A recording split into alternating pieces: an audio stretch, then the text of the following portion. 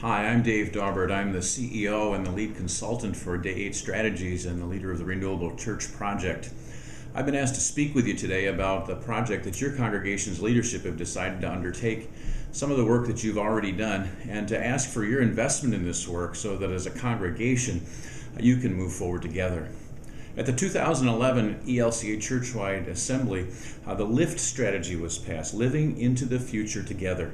And it asked every congregation to put together a mission strategy plan to think about how it would do its work and the way that it could join with God in the work that God was doing in your community.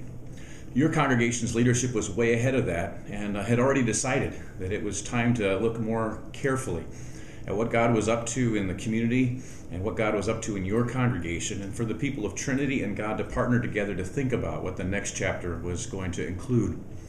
Your congregation's done a few things already, and they've been out interviewing leaders. We've had a few retreats and opportunities to think a little bit about these things.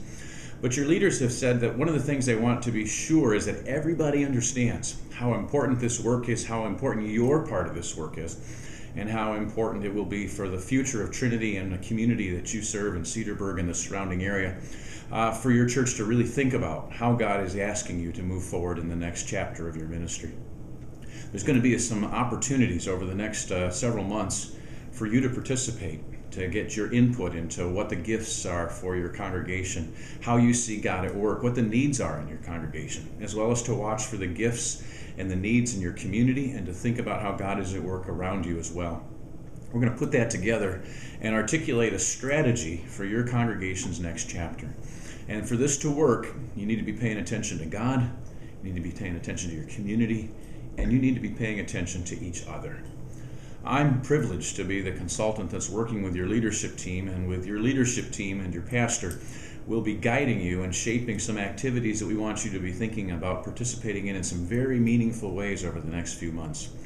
A strategy is not a last word, but it's a foundation on which you place the work that you'll do, the creativity and the gifts and the assets that you bring to the table, and the opportunity for you to do some new and exciting things for God. I want to commend you for doing this. 85% of all congregations across all denominations in the United States are either plateaued or declining. Very few are growing, and very few are doing anything about it. But your congregation and its leadership have decided that having a strategy and planning and working together for a strong and a meaningful future as a congregation is what they want to foster for you and for the people around you in your community.